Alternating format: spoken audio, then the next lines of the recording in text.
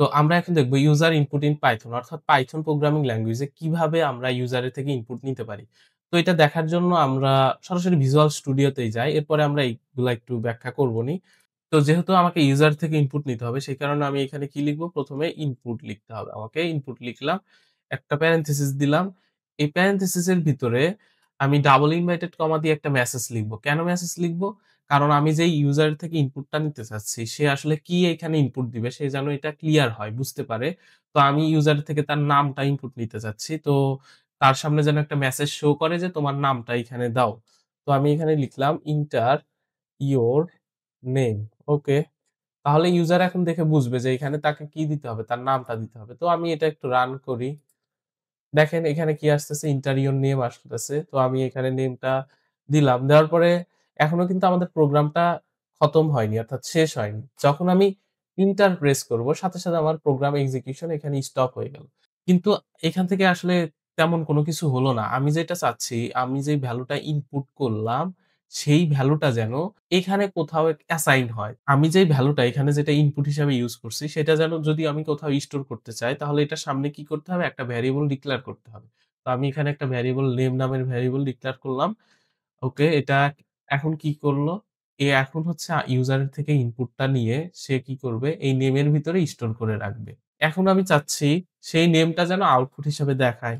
ওকে, তাহলে আমি এখানে কি লিখলাম? প্রিন্ট। এখন প্রিন্ট লেখার পরে আমি এখানে কি আসলে আউটপুট হিসেবে দেখাইতে চাচ্ছি এই নেমটা। কিন্তু একটু সুন্দর ভালো ওয়েতে। এতক্ষণ আমরা যেইভাবে রান করছি সেইভাবে করব না। তো এখানে আমি লিখলাম যে হ্যালো, ওকে, হ্যালো লিখলাম। তাহলে এই হ্যালোটা কি করবে? যেহেতু ডাবল ইনভার্টেড কমার ভিতরে লিখছি এটা সে হুবহু প্রিন্ট করবে। এরপরে আমি কমা দিয়ে এটাকে সেপারেট করে দিলাম। তারপরে যেন নেমটা লেখে। ওকে, এখন আমি একটু প্রোগ্রামটা রান করি। তাহলে এখানে আবার আমি নামটা দিলাম জাহিদ। ওকে, এন্টার করার সাথে, সাথে আমাদের প্রোগ্রামটা রান হইলো। এখানে কি আসলো? হ্যালো জাহিদ। অর্থাৎ এই হ্যালোটা ডাবল ইনভার্টেড কমার ভিতরে লেখার কারণে সে এটা প্রিন্ট করলো। এরপরে কি নেম যেটা আমি ইনপুট করছি সেটাই তো সে এখানে দিয়ে দেখাবে। সেটা আমাকে আউটপুট হিসেবে দেখাচ্ছে। ইউজারের থেকে আমরা ইনপুট কিভাবে নিতে হয় সেটা আমরা দেখলাম। কিন্তু যেই ভ্যালুটা আমরা ইনপুট নিচ্ছি সেটা কিন্তু একটা স্ট্রিং ভ্যালু। এখন আমরা যদি ইউজার থেকে ইন্টিজার ডেটা টাইপের কোনো ভ্যালু ইনপুট নিতে চাই তাহলে আমাকে কি করতে হবে? ইন্ট আগে লিখতে হবে, এরপরে প্যারেনথেসিস ইউজ করতে হবে, এরপরে আবার ইনপুট লিখতে হবে, দেন প্যারেনথেসিস লিখে এখানে আমি যদি কোনো কিছু তার সামনে মেসেজ শো করতে চাই, সেই মেসেজটা এর ভিতরে লিখতে পারবো। কোনো সমস্যা নাই। তাহলে ফ্লোটের ক্ষেত্রে কি করব আমরা? জাস্ট এই ইন্টিজারের কাছে আমরা ফ্লোট লিখলে তাহলে ওইটা ফ্লোটের ভ্যালু আমরা নিতে পারবো ইউজার থেকে ইনপুট। তো তাহলে এটা আমরা একটু ভেরিফাই করে আসি এবং বাদবাকিগুলো আমরা একটু প্র্যাকটিস করে আসি। তো এই ভ্যালুটা আসলে কিসে আছে? স্ট্রিং এ আছে সেটা তো আমরা বুঝতেইছি যেহেতু। এখানে যদি আমি নেম বলছে আচ্ছা এখানে নেম না দিয়ে এটা আমি এজ দিলাম। ওকে, এজ দিলাম। ওকে, তাহলে এখন আবার একটু রান করি। এখন আবার এজটা আমি দিচ্ছি 23 বলতেছে 23 এখানে আসলো। এখন এই নাম্বারটা কি আছে আসলে? এটা কি কোন ডেটা টাইপে আছে? এটা আমরা দেখার জন্য কিভাবে দেখতে পারি? প্রিন্ট স্টেটমেন্ট লিখলাম। এরপরে আমরা কি লিখবো? টাইপ লিখবো। এটা কিন্তু আমরা আগে দেখছি। টাইপের ভিতরে এখানে নেমটা যদি লিখি তাহলে এটার ডেটা টাইপটা আসলে দেখাবে। ওকে, আবার একটু প্রোগ্রামটা রান করি। রান করার পরে এখানে এজ দিতে বলতেছে। একটা এজ দিলাম ধরেন 46 তাহলে কি এটা স্ট্রিং। আমি কিন্তু কি ডেটা এখানে ইনপুট দিছি, এখানে একটা ইন্টিজার ডেটা ইনপুট দিছি কিন্তু সেটা আমাকে স্ট্রিং এ দেখাচ্ছে। কারণ কি এখানে আমি কিছু বলে দিইনি। তাহলে আমরা যখন আমাদের স্ট্রিং এ কোনো ভ্যালু ইনপুট নেওয়ার প্রয়োজন হবে তখন আমাকে কি করতে হবে? সামনে এটা বলে দিতে হবে। তো এটা নেম থাক। আমরা আরেকটা লিখি। এখানে এটা থাক। এজ নামের একটা ভেরিয়েবল লিখলাম। এরপরে কি লিখবো? ইন্ট। লেখার পরে কি? ইনপুট লিখতে হবে। ওকে। এরপরে কি? এরপরে কি? এরপরে আমরা যদি কোন একটা মেসেজ শো করাইতে চাই ইউজারের সামনে সেই মেসেজটা লিখতে হবে। তো এন্টার ইওর এজ। ওকে। এটা একটু কমেন্ট করে রাখি। ওকে থাক। এখন হচ্ছে এইটাও এখানে কি করব? আমাদের যেহেতু নেম নামের কোনো ভ্যারিয়েবল নাই এখানে এরর দেখাচ্ছে। এটা কি? এজ করে দিচ্ছি। ওটা কমেন্ট তো অলরেডি হয়ে গেছে। এটাও আমি এজ করে দিলাম। এখন একটু এটা রান করি। এখন বলতেছে এন্টার ইওর এজ এখানে দিলাম 23 এখন বলতেছে যে ক্লাস ইন্টিজার ওকে। কারণ কি এখানে ইন্ট লেখা আছে। এখন আমরা এখানে চাইলে কিন্তু কোন স্ট্রিং ভ্যালু ইনপুট করতে পারবো না। এরপরে এখানে যদি আমরা ফ্লোট লিখে দিই তাহলে কি হবে? তাহলে এখন ফ্লোট ভ্যালু ইনপুট নিতে পারবো এটা দিয়ে, এটার মাধ্যমে। তো এখানে আমি লিখলাম এন্টার ইওর এজ। আচ্ছা, এই মেসেজটা আমরা চেঞ্জ করে যেটা লিখবো সেটাই আসবে। এটা কোনো ফ্যাক্ট না। সাপোজ 45.7 দিলাম। এটা কি আসলো? Float value. তো কিভাবে আমরা একটা ইউজারের থেকে স্ট্রিং ভ্যালু ইনপুট নিবো, ফ্লোটিং পয়েন্ট ভ্যালু ইনপুট নিবো এবং ইন্টিজার ভ্যালু ইনপুট নিবো সেটা এতক্ষণ হয়তো ক্লিয়ার হয়ে যাওয়ার কথা। এখন আমরা যেটা দেখবো, আমরা ২-৩ টা প্রবলেম একটু সলভ করে আসি। তো এখানে একটা প্র্যাকটিস টাস্ক আছে। এখানে আমাদের ফার্স্ট প্রশ্নই বলতেছে যে ask the user to input 2 numbers. Calculate and print the sum of 2 numbers. মানে ইউজারের থেকে ২ টা নাম্বার ইনপুট নিতে বলতেছে এবং সেই ২ টা নাম্বারের যোগ করে আউটপুটটা আমাকে দেখাতে বলতেছে। তো এই প্রবলেমটা একটু আমরা সলভ করে আসি। ওকে? তাহলে এর জন্য আমরা কি করব? আমাকে কি বলছে? ইউজারের থেকে ২ টা নাম্বার ইনপুট নিতে। এর জন্য ১ম এ আমাকে কি করতে হবে? একটা ভেরিয়েবল ডিক্লেয়ার করতে হবে। নাম্বার 1 নামের একটা ভেরিয়েবল ডিক্লেয়ার করলাম। যেহেতু আমরা ইউজারের থেকে ইন্টিজার ভ্যালু ইনপুট নিতে চাচ্ছি, তাই আমাকে কি সেই ডেটা টাইপটা এখানে লিখলাম। এরপরে কি প্যারেনথেসিস দিয়ে এর ভিতরে যে ইনপুট লিখতে হবে। ওকে, ইনপুট লেখার পরে এখন আমি তার সামনে একটা মেসেজ শো করাতে চাচ্ছি যে এন্টার ফার্স্ট নাম্বার। তো ডাবল ইনভার্টেড কমা দিয়ে এটার ভিতরে আমি লিখলাম এন্টার ফার্স্ট নাম্বার। ওকে। তাহলে এটা কি? এটা তার সামনে আসবে। সে বুঝতে পারবে যে এখানে আমাকে ১ম নাম্বারটা ইনপুট করতে বলছে, সে ইনপুট করবে। এরপরে নাম্বার 2 নামের আরেকটা ভেরিয়েবল ডিক্লেয়ার করলাম। একইভাবে এটাও ইন্টিজার। আ এরপরে ইনপুট নিবো এটার ভিতরে। একটা মেসেজ শো করাইতে হবে কি? এন্টার স সেকেন্ড নাম্বার। ওকে।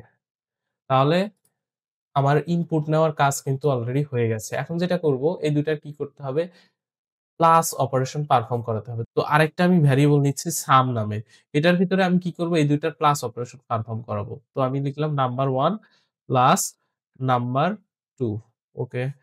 এখন কি? এখন এটাই তো আমাকে প্রিন্ট করে দেখাতে হবে। এর জন্য আমি প্রিন্ট স্টেটমেন্ট নিলাম। এর ভিতরে হচ্ছে এখানে যেন সুন্দরভাবে আউটপুটটা দেখায়, একটা মেসেজ দেখাবে আগে, এরপরে রেজাল্টটা দেখাবে। তো আমি এখানে লিখতেছি দা সাম ইস, এটা মেসেজ আসবে। এরপর আমি এটা কমা দিয়ে সেপারেট করলাম। এখানে কি প্রিন্ট হবে?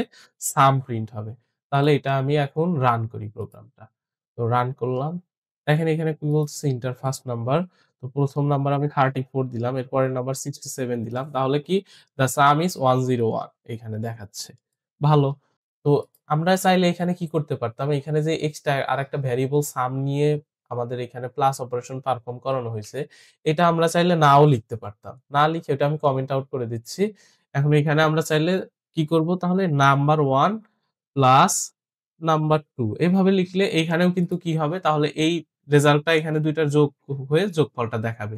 সেই ক্ষেত্রেও একই কথা। ঠিক আছে? ওকে, তাহলে আমরা এটা একটু রান করে দেখি। ঠিক আছে? তো এটা রান করলাম।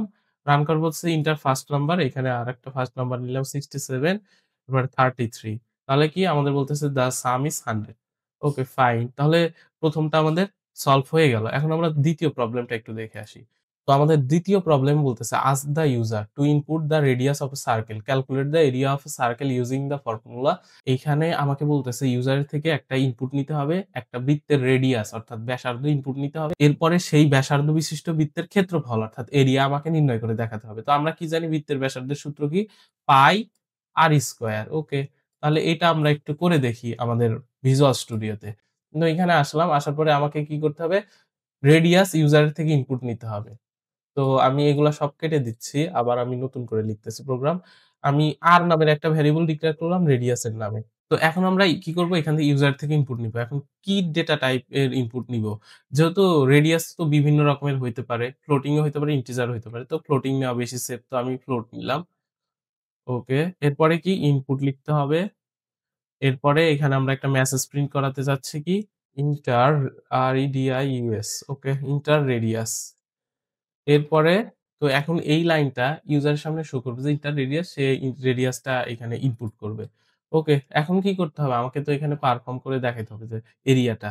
তো এরিয়া সমান কি? আমরা জানি পাই আর স্কয়ার। তো পাই এর ভ্যালু কত? 3.1416 3.1416 আমরা লিখলাম। তো এখন কি করব? এর সাথে আমাদের গুণ আছে। গুণ আছে কি? আর স্কয়ার। এখন আর স্কয়ার আমি ২ ভাবে লিখতে পারি। আর ইনটু আর এইভাবে লিখতে পারি। এটাও কি হয়ে যায়? আর স্কয়ার হয়ে যায়। অথবা আমরা কি এক্সপোনেনশিয়াল শিখছিলাম যেখানে, ওইখানে কিভাবে করতে হয়? আর ডাবল স্টার তাহলে কি হবে এটা r এর উপরে স্কয়ার হয়ে যাবে। একই কথা। আমরা চাইলে r ইনটু r ও লিখতে পারি, এটাও লিখতে পারি। তো এটাই থাক। এরিয়া নির্ণয়ের সূত্র লেখা হয়ে গেল। এখন জাস্ট আমরা এটা প্রিন্ট করে দেখাবো। Print the area of a circle, তাহলে কি হবে? the area of a circle, এখানে আমাকে কমা দিয়ে সেপারেট করে কি এরিয়াটা এখানে লিখতে হবে। ওকে, লিখলাম। এখন আমি প্রোগ্রামটা একটু রান করি। তো এখানে আসতেছে, এটা আসছে। আসার পরে এখানে কি করলাম? আমি রেডিয়াস 5 ইনপুট করলাম। ওকে। আমার এরিয়া অফ সার্কেল কত দেখাচ্ছে? 78.53999999 অনেকগুলা ডিজিট দেখাচ্ছে। আমরা চাচ্ছি যে 2 ডিজিট দেখাক দশমিকের পরে। এর থেকে বেশি দেখানোর প্রয়োজন নাই। তাহলে এখানে আমি লিখবো হচ্ছে কি এরিয়ার সামনে রাউন্ড লিখতে হবে। রাউন্ড লিখলাম। এরপরে আমাকে এখানে একটা প্যারেনথেসিস এর ভিতরে এইটা এরিয়াকে রাখতে হবে। এখন এই এরিয়াকে আমরা কয় ডিজিট পর্যন্ত দেখাইতে চাচ্ছি? 2 ডিজিট। তো কমা দিয়ে 2 লিখে দিলাম। ঠিক আছে? যদি আমি 3 ডিজিট দেখাইতে চাইতাম তাহলে কমা দিয়ে 3 লিখতাম। তাহলে আবার আমরা একটু প্রোগ্রামটা রান করি। এখন কি আসে? এখন দেখি আবার আমি 5 ইনপুট করি।